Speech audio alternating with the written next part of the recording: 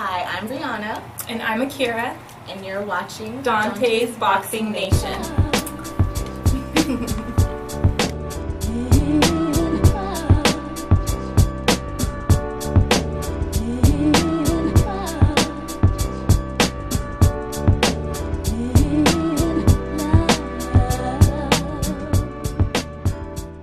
Dante's Boxing Nation, what's going on, guys? Well, we have another interesting heavyweight matchup this weekend. Alexander Povetkin versus Povetkin-Stiverne. I feel that this fight can surprisingly be a very, very entertaining fight. Both fighters are trying to get back into the mix. Povetkin-Stiverne, he had a little bit of a scare in his last fight where he was knocked down against journeyman Derek Rossi. And of course, before that fight, he lost his title to Deontay Wilder. So there's a lot on the line for both fighters. You have Alexander Povetkin, who had a shot at Deontay Wilder, but he screwed up by failing a drug test for PEDs. So if Povetkin were to win this fight, he would most likely get a Deontay Wilder fight next, possibly, because Deontay Wilder's people, they've already said they were interested in fighting Alexander Povetkin, despite him failing an Olympic-style drug test. Now, when I asked Povetkin-Stiverne what he thought about Alexander Povetkin as an opponent, he thought that Alexander Povetkin was basically tailor-made for his style. He said because Alexander Povetkin, he's going to come forward, he's aggressive.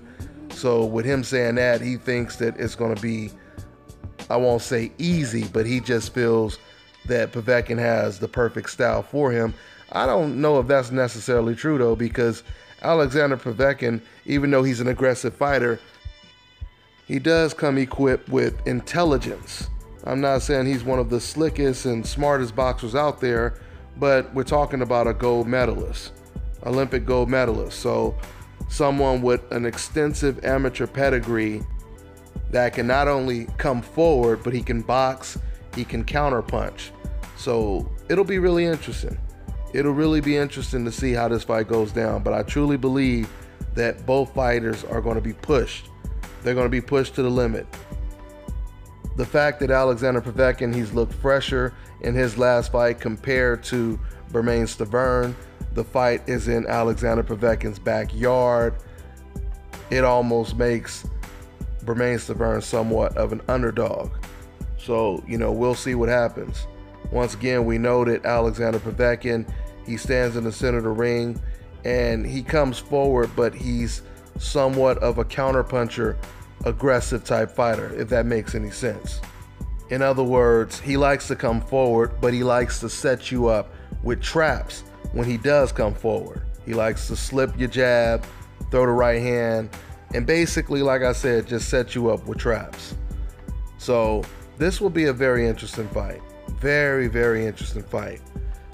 I wonder if Povetkin-Stiverne, if he's going to lay on the ropes like he did with Chris Arreola, or is he going to keep the fight in the center of the ring, which seems like it would make more sense. Keep the fight in the center of the ring and catch him with some of those sneaky big old bombs that Povetkin-Stiverne throws. We'll see what happens. We'll definitely see what happens. Once again, I'm looking forward to watching this fight. We keep getting great heavyweight matchups.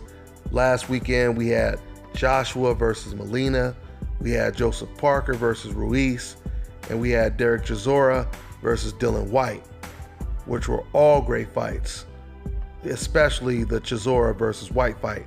I actually just finally got some time to watch that fight today because I had just came back from Florida for the WBC convention, so I had to get caught back up on a lot of fights that I actually missed in that busy-ass weekend of boxing we had last weekend. I haven't even seen the Terrence Crawford fight yet. Matter of fact, excuse me. Matter of fact, I'm going to probably go ahead and watch that fight after I do this video, since I just brought it up and mentioned it. But, yeah, that's pretty much all I got for now. So I'll be looking forward to watching this fight this weekend. And, it's really interesting because with the Dylan White fight, with Dylan winning that fight, he now becomes, eventually, I don't know if he's the mandatory yet, but now he's in position to fight for Deontay Wilder's belt. And then you have these guys, Alexander Povetkin and Povetkin-Stiverne. They're going to put themselves in position to fight Wilder as well, and the other title holders. So it'll be really interesting to see how all this plays out. But that's pretty much all I got for now, guys. I'm on to the next one.